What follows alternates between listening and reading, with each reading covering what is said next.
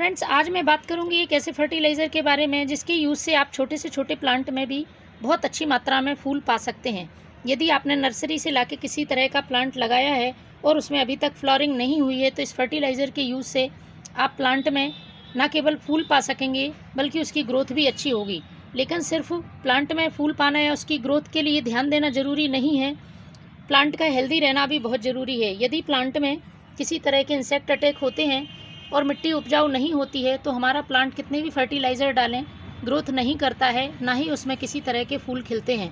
तो इस फर्टिलाइज़र में मैं जिन चीज़ों का इस्तेमाल करूंगी वो प्लांट को ग्रोथ देने के साथ साथ इंसेक्ट से भी रक्षा करेंगे। मिट्टी में किसी तरह का फंगस होगा तो वह दूर होगा, चींटी, कीड़े या पत्तियों में लगने वाले इंसेक्ट सभी दूर होंगे। साथ ही ये पोटेशियम रिच फर्टिलाइज़र है तो प्लांट को बहुत अच्छी जड़ों का विकास देगा और फूल और फल लाने में मदद करेगा।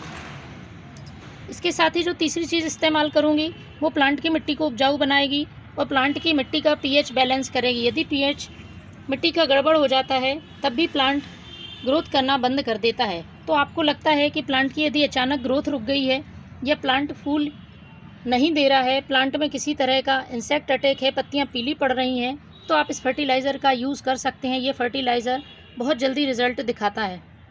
बिल्कुल फ्री का होममेड फर्टिलाइज़र है, आसानी से बन जाता है। आप किसी भी प्लांट में इसका यूज़ कर सकते हैं।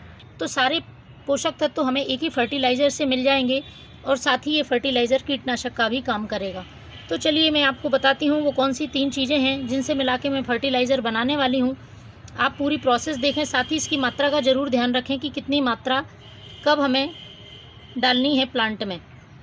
इस फर्टिलाइज़र का यूज़ आप महीने में एक बार कर सकते हैं और प्लांट में फर्टिलाइज़र का यूज़ करने से पहले एक बार आप गुड़ाई ज़रूर करें। तो सबसे पहले आपको एक इस तरह का बर्तन लेना है जिसमें कि हम इस फर्टिलाइज़र को गर्म कर सकें। हमें इस फर्टिलाइज़र को उबालकर बनाना है, तभी ये हमारे प्लांट में बहुत उपयोगी हो सकेगा। तो इसके लिए मैंने सबसे पहले लिए हैं ये 2 केले के छिलके। इनको छोटे छोटे टुकड़ों में काट लेना है। केले के छिलके में बहुत अच्छी मात्रा में पोटेशियम होता है।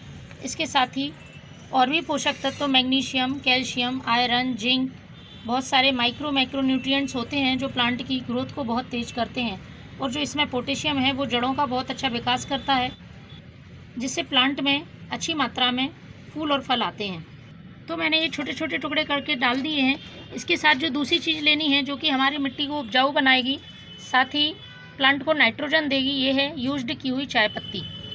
इसमें बहुत अच्छी मात्रा में नाइट्रोजन होता है और इसके साथ ही ये प्लांट की मिट्टी को एसिडिक कर देती है।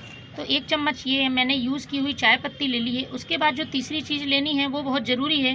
प्लांट में किसी तरह का फंगस हो उसको बचाएगी, साथ ही प्लांट में यदि पत्तियों में किसी तरह के इंसेक्ट लगे हों उनको भी दूर करती है। तो ये मेरे पास है नीम की पत्तियाँ। 1 से 2 मुट्ठी नीम की पत्ती ले लेनी है। नीम की पत्तियों में बहुत अच्छी मात्रा में एंटीबैक्टीरियल, एंटी फंगल गुण होते हैं और जब हम इनको पानी में उबालेंगे तो इनके सारे पोषक तत्व इस पानी में आ जाएंगे और हमारे प्लांट के लिए बहुत तेज़ी से फ़ायदा दिखाएंगे। तो इसको मैं पानी से भरती हूँ, कम से कम आधा लीटर आपको इसमें पानी डालना है। चलिए अब हम इसको गर्म करते हैं। इस तरह से फ्रेंड्स 3 से 5 मिनट आपको अच्छी तरह से उबालना है। इसके बाद गैस को करती हूँ मैं बंद।